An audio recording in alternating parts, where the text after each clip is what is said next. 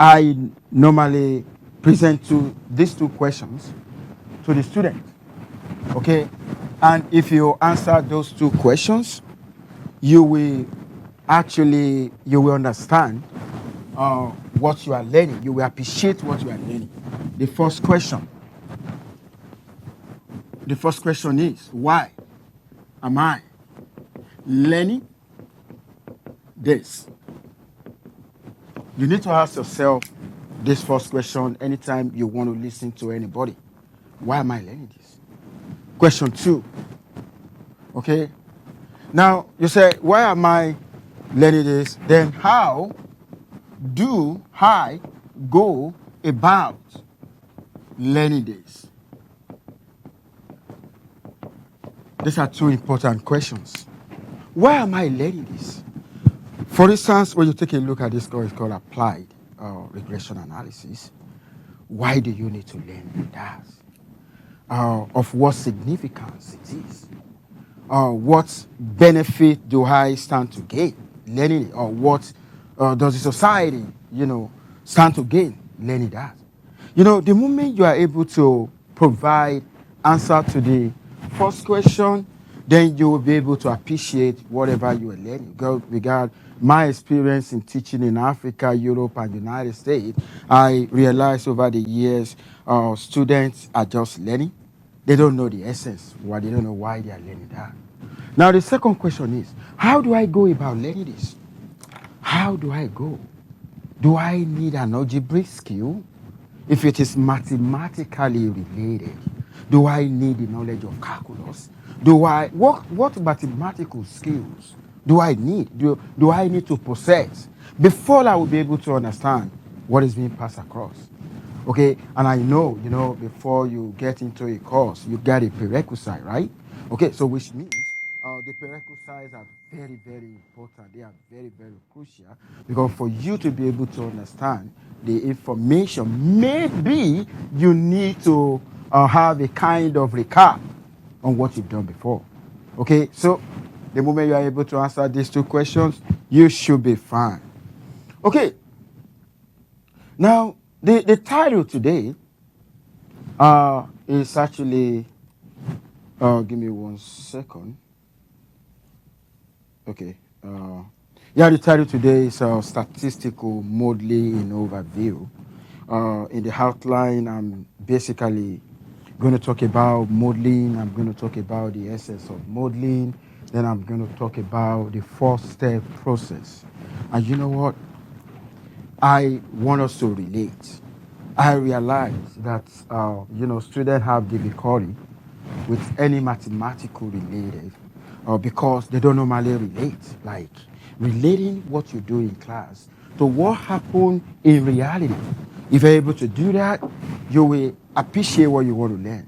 Now, I'm going to start now. I'm going to start from modeling. What do we mean by that? Before we go into modeling, you need to have a background information about this. And I'm going to tell you now. We live in a world, okay, we live in a stochastic environment. Okay, we live in a stochastic environment. Okay, so which means living in a stochastic environment actually means we live in a probability space. Why that? Because there's a lot of variations. There's a lot of variations in this world. Okay? And which means there exists more than one state of nature. Okay, there exists more than one state of nature. Now the question now is, how do we take a decision that we're not going to regret at the end of the day? We may want to take a political decision like, oh, should I go into politics? What is the probability that if I go into politics, I'm actually going to record electoral victory? Because we have seen politicians losing elections. We've seen politicians winning elections. So which means variations exist in this world. Now you want to take a political decision, or you want to take economic decision, or you want to take medical decision, or whatever decision at all that we want to take. We need what? We need information,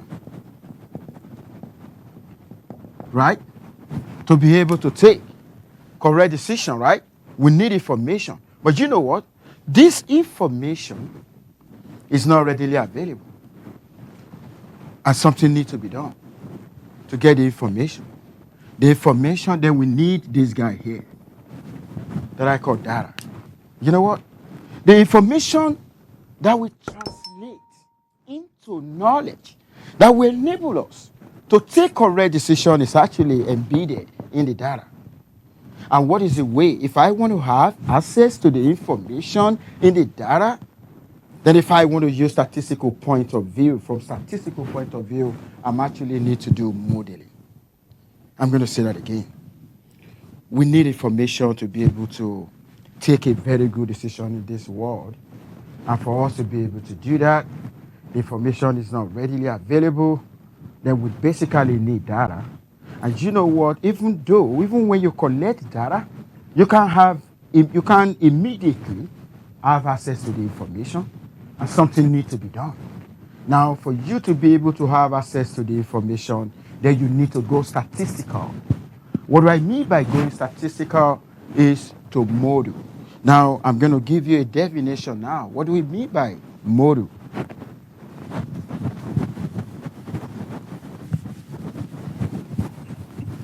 Now, I'm going to say a model is a mathematical,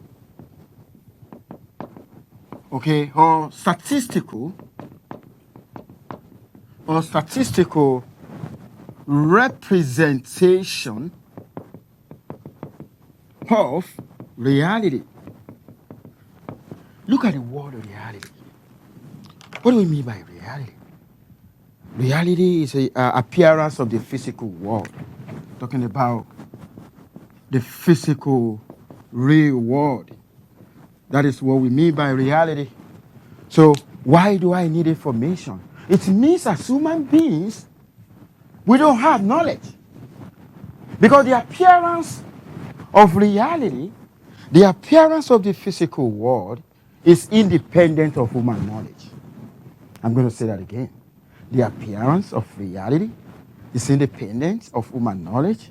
And that is the reason why, if we really want to understand the world, we basically need to go by way of modeling. And that's why we say a model is a mathematical or statistical representation of reality. You know, when you are in high school, I know some of you have come across some equations. At times, my daughter in 9th grade is going to ask me, "My dad, why are we doing this? System of equation, x plus y, that, blah, blah." My daughter is going to say, "It doesn't make sense." I said, you know what? This is a model. A real-life practical situation has already been translated into mathematical language. I said, when you get to college, then you're basically going to understand the meaning of each of that. So, okay, I'm going to wait. Now, this is college now, right?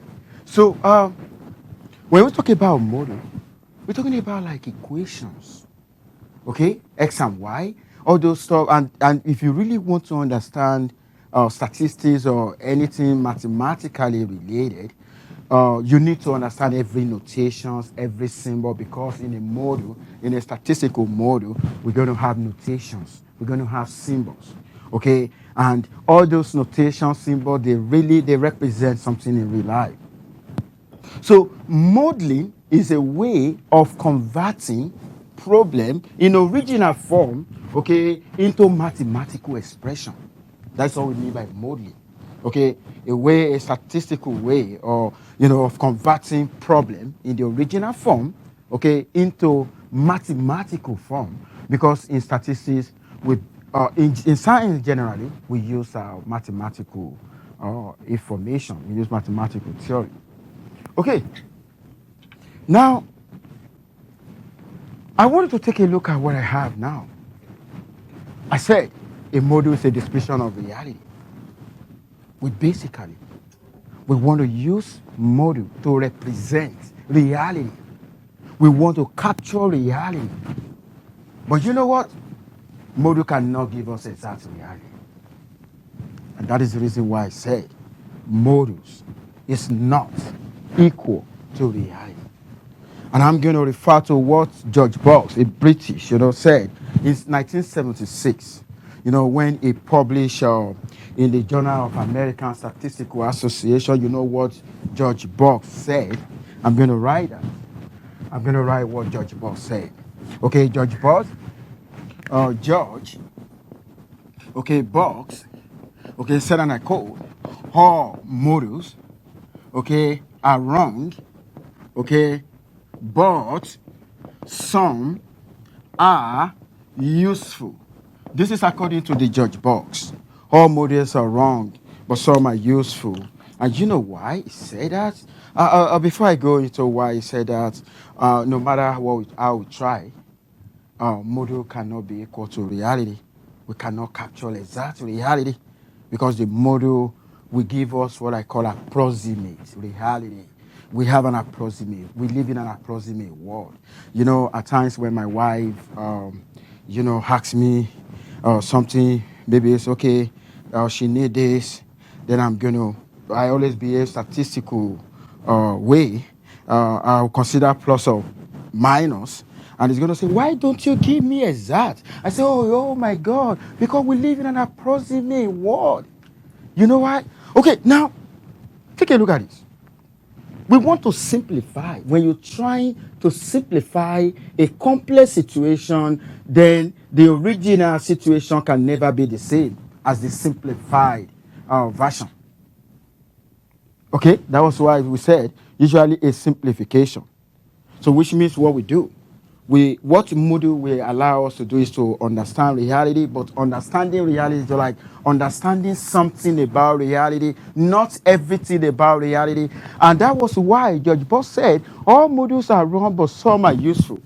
You know why he said that?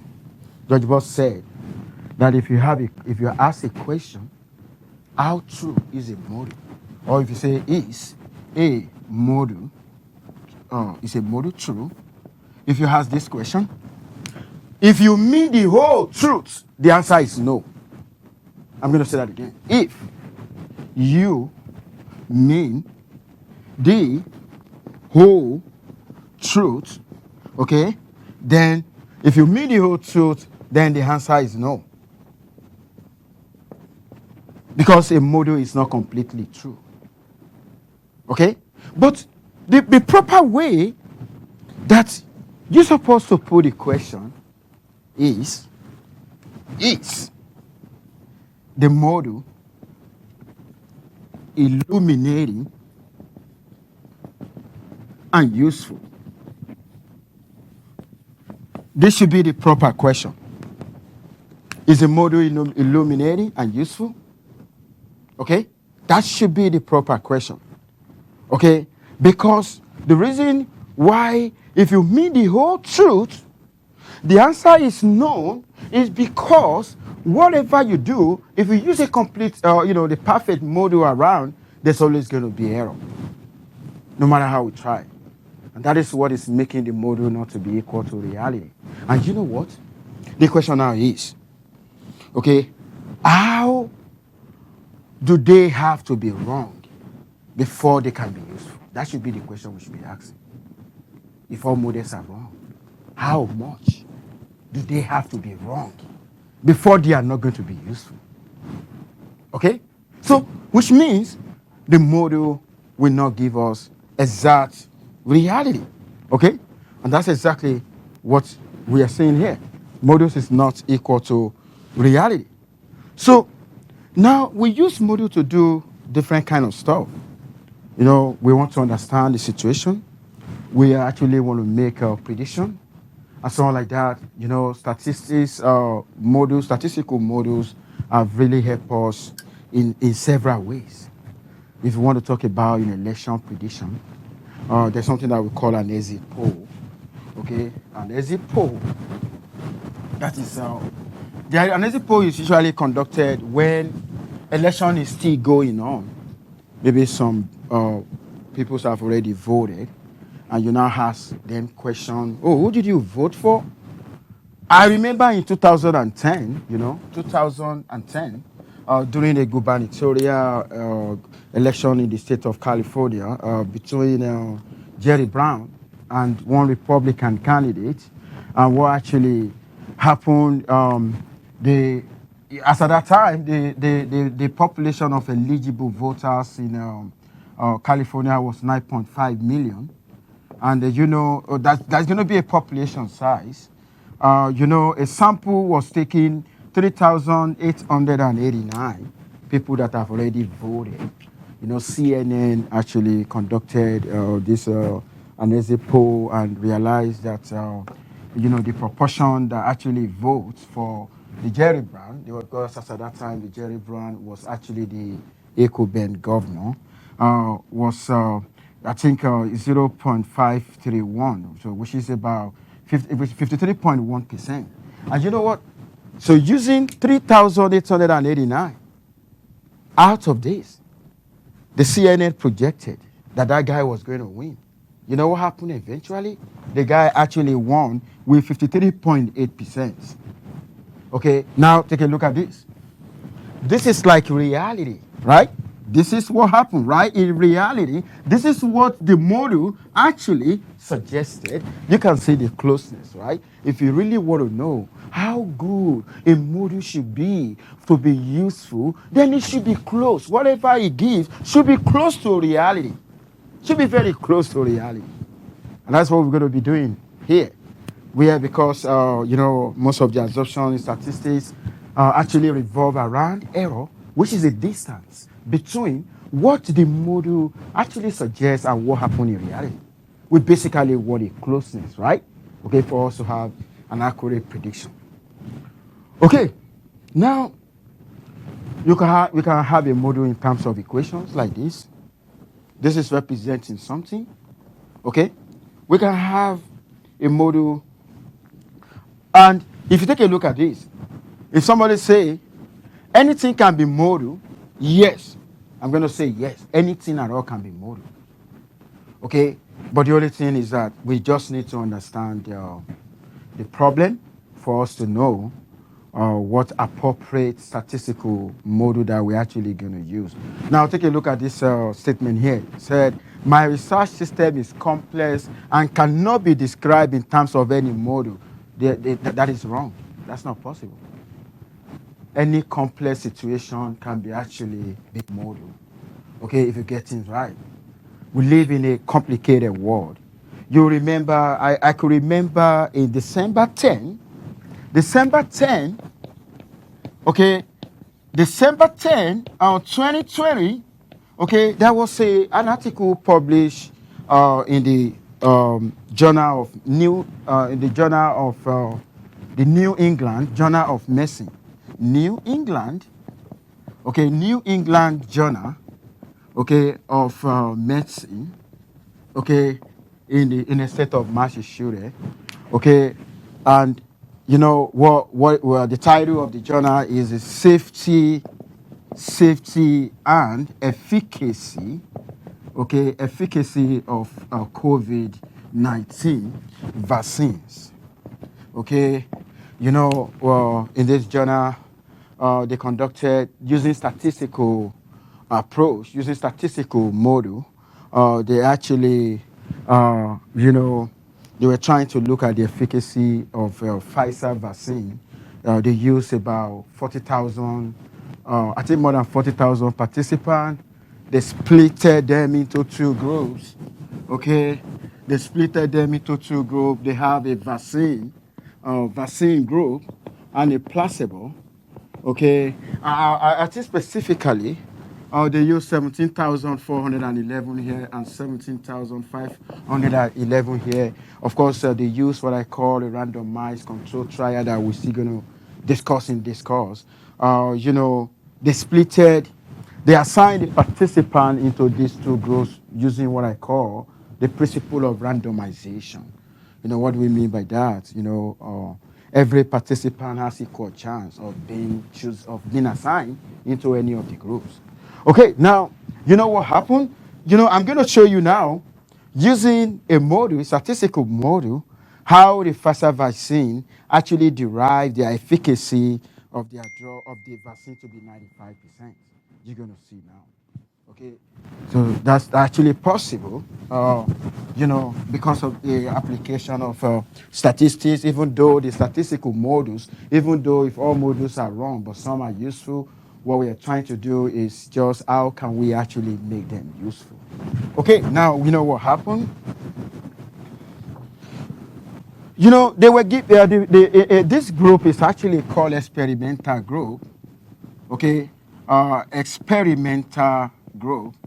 Okay, and this is control group. Okay, they give 2 doses of vaccine, COVID-19 vaccine here. I think they did that in the interval of 3 weeks. The first dose, first week, then the second dose was 3 weeks after. And here, they also gave them 2 doses of something. But that thing is nothing. They are not going to tell them, you know what I mean? So, we actually need to find vaccine incidence rate. Okay, the vaccine incidence rate is VIR. Okay, they actually do a follow-up, like probably after 2 or 3 months, and they realize those who receive the Pfizer vaccine, it is only 8 of them. Okay, out of 17,411 that actually catch COVID, and in the placebo incidence rate, which I'm actually going to call PIR, okay, 162 people actually catch COVID. Okay, if you take a look at this, now if I now want to find the efficacy rate now, okay, the efficacy rate, okay, is basically going to be 100 multiplied by 1 minus the VIR divided by PIR. Okay, so if you plug in this guy here, you plug in this guy here, what they actually got here was 0.95 multiplied by 100, and that gives 95%. And that was how they derived the 95% efficacy rate for, Pfizer COVID. Is there anyone who doesn't understand how they derived that? Is there anyone who doesn't understand how to derive this? Is there anyone? The VIR here is just this guy here, and the PIR here is this guy here. Now, I'm going to ask a question now, and I want to award an extra credit. Can somebody tell me, if this guy equal to this guy, if this guy equal to this guy, what would be the efficacy rate? 0%. Everybody says 0%. Now you have extra credits. So send a message to me for extra credit. Everybody has extra credit. So that would be 0%. And you know what? If VIR equal to 0, that would be 100%, right? But that is no longer a model, because a model is an approximate reality. It can't give us exact reality, and that is the reason why we don't also expect the efficacy of a drug developed by a human being to be 100%. Okay. Now I said, in science, mathematics is a common language used to express these thoughts as models. So which means the model is basically going to be in form of a mathematical language. That's why you're going to see us using equation, you're going to see us using notation, symbols, and what I actually want you to pay attention to is what is the meaning of each of this notation. Okay, how does it relate to real life? I just want to see. Okay, and that is what we need to know. Now, mathematical modeling is not always easy or successful, and that is the reason why some students normally become scared. Oh my God, that's so complex. But you know what? You don't need to be scared. All what you just need to spend your time on is, okay, what does this sigma, y, bar, da, what do they represent in real life? The moment you understand what they represent in real life, you're basically going to be fine. Any questions so far? Is there anyone want to ask a question? Or we need clarification on anything? Okay, so far so good, right? Okay, now, Statistical model now. When we talk about model, we have different kind of models. But you know what's in this course? We're actually going to be. Oh, you want to ask a question? Yeah, go ahead. I want to get back on the vaccine instance rate that you were. Okay, on the vaccine. Okay. Yeah. So I think in medicine, there's always this concept of causality, right? Where they try to avoid any interdependence and look at if there's a direct relation between the target variable and the whatever factors that are causing it. Exactly. So in case of vaccine, PIR, TIR, so how do they account for the exposure to COVID? Like, how do they try to overcome the? That's a very good question. You like talking about the connection between variables, which is part of what we're going to do in this course. You know what I'm just giving now is just like giving what I call the mathematical summary of what they did. So the essence of the regression analysis is okay. We want to study statistical models that handle relationship. You get what I'm just like what you talk about. So we are still going to do that in this course. That's a very nice question. Does that make sense to you now? Yeah. Okay. Now, statistical model is a probability distribution constructed to enable inferences to be drawn. And we made decisions from data. This is what happened. We live in a stochastic environment. Therefore, because there's a variations in this world, different things happens in different days. Therefore, whatever statistical model that we're basically going to use to capture reality must have a probability component. You know why? Because if there is no variation, there is no probability. I'm going to say that again. Probability, let me write that.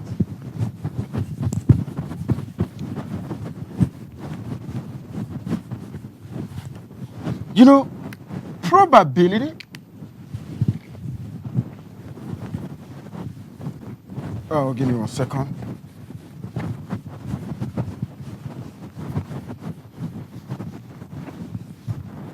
Okay, so probability thrives in variation. So which means if there is no variation, then we can't talk about probability. And let me tell you this. No variation, no probability, then no statistics. In fact, no mathematics. Because in mathematics is when we're doing in mathematics is just to play with figures, different figures. You have 1, 2, 3, 4, because there's a variation. Otherwise, we're supposed to have 1, 1, 1, 1, 1, 1 all the time. Does that make sense to you now? And that is the reason why the statistical model, okay, has a probabilistic component. That's what we mean. Okay, because the real life itself, okay, there's a variation in the way things happen in this world. And if we basically want to use a model to capture reality, the state of the model and the state of the data has to agree. I'm going to say that again. The state of the data and the state of the model, that must be an agreement. Okay? That's what I mean. Okay. Now, how does statistical model look like? Statistical model is actually in this form where we're going to say data equal to model plus error. You know what happened? We need information, right? The information that will translate into knowledge. And you know what? The information that we need is actually embedded in the data, right? In data. Okay, now we are actually going to use model to get that information. And what we're trying to tell the world is that a model cannot give us exact reality. There's always going to be what? Error. That's what we mean. And if you really, how can we trust our model? The only way to trust our model is basically to investigate the behavior of the random component that we call the error. How does the error behave? If error behaves well, then we're going to say we can actually trust our model. Now, based on the question you asked the other time, the model that we're talking about is a function of inputs, variables, inputs, variables. And the data that we're talking about here is basically an output, an outcome.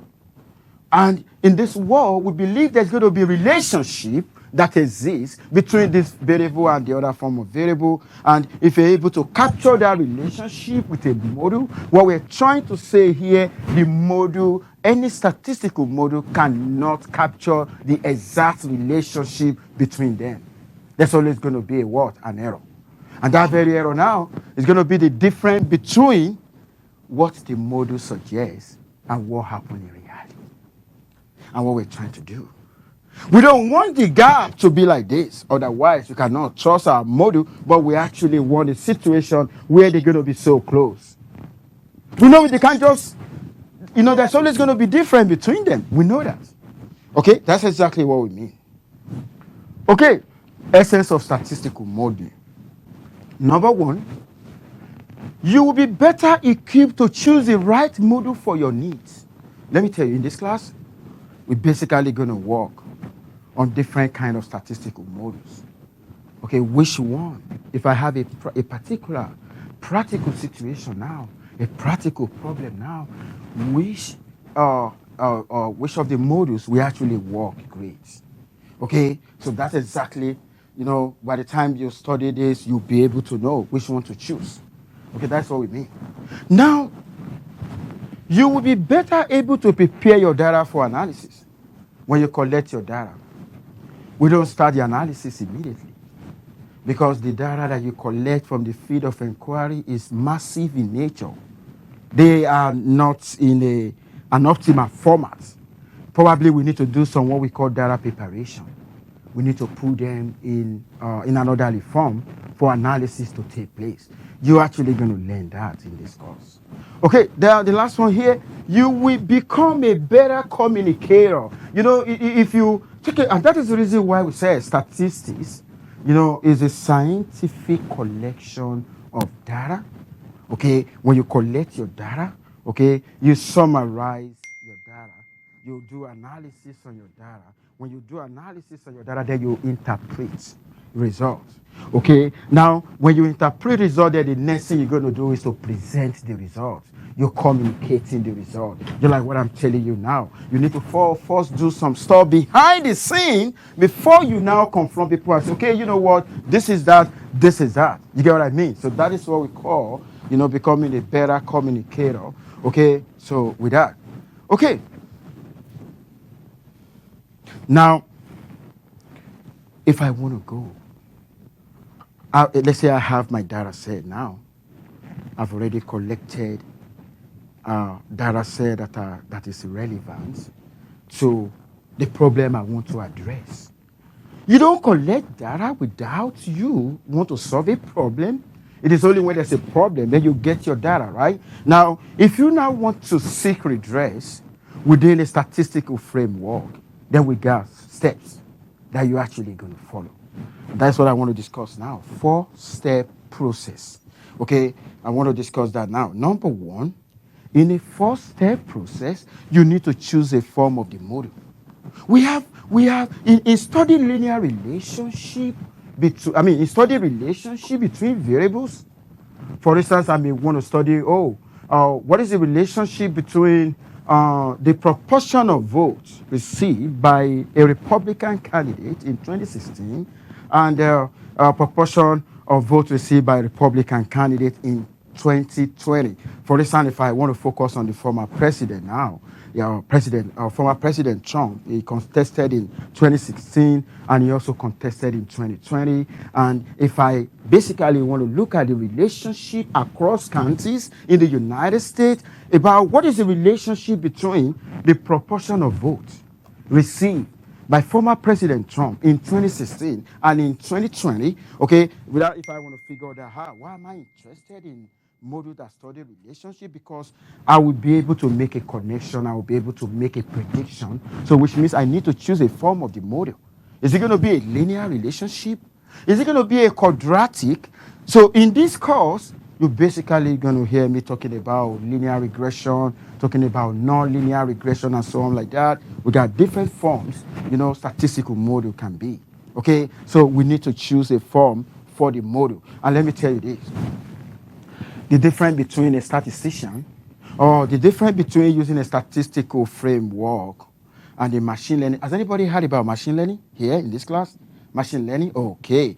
The difference between statistical framework and using machine learning framework, in statistical framework, we start by specifying our model that we want to use. But in machine learning, they don't do that. They use algorithm. The algorithm will learn the model from the data. That is the difference between the two. Okay, now, after you have chosen your model, of course, you don't just choose any model. You need to be guided. Probably you're using experience to choose a model, which I'm also going to guide you in this class. How can we choose a model? Okay, how do we know a particular model is going to work? Now, after that, the next thing is fit the model to the data. Okay, fitting model to the data is like you have data set, you have a model, then confront your data set with the model by estimating parameters that you need. Okay, then the next thing now, if you have used your model on the data and you actually get a result, now the question now is, before you use a recommendation from that model, you need to assess how well, okay, the model describe the data. And this is where the word of Judge Boss is going to come into play. Don't forget, Judge Boss said all models are wrong, but some are useful. Now, if you really want to assess how well the model describes the data, what you're basically going to do is to revisit assumptions that center on the error. Because every model has assumptions, which is what we call and those assumptions centered on the error term. I'm actually going to walk you through how to investigate whether assumptions are violated or not. If assumptions are good, then the model can be trusted. Okay, a model is as good as assumption put into a model. I'm going to say that again. A model is as good as assumptions. When I say assumption, this is what I mean. Okay, so a model is as good as assumption put into a model. So we need to investigate whether the assumption hold. And in the course of this lecture, I'm actually going to, show you what are the assumptions underlying the use of a particular model. Okay. Now the last thing we're going to do is after we have succeeded in showing that the model actually performed great, we have a criteria, like I said, to investigate whether the model is going to do a great job. Then if the model has done a great job using the criteria in statistics, then we can now use the model to address the question that actually motivate collecting the data in the first place. But let me tell you this, there's no any rush. We have seen some scientists that rush in the past, but at the end of the day, whatever the recommendation they made did not even see the light of the day. You need to we spend a lot of time here. Assess how well the model describes the data. Okay, we spend a lot of time before we actually, go and using the results. Okay, what makes a model a model to be good? There are two things that make models to be good. Okay, number one, we want it to describe our data well. How am I going to know? See, to describe our data well does not mean it's going to describe it excellently. No. Don't forget, the model is to explain something, not everything. Okay, and how do we know? Then we want it to have a lowest possible error. That was what I said the other time.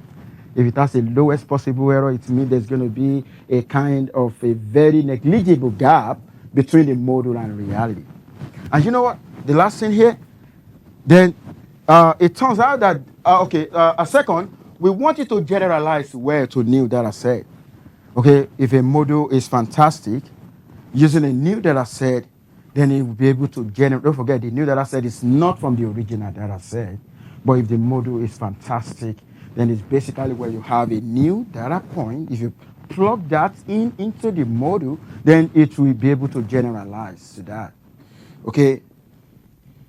Now we have some fundamental terminology.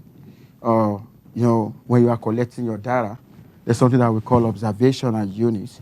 Okay, for instance, if I want to look at the price of a car, the mileage of a car, okay, the observational unit is the car.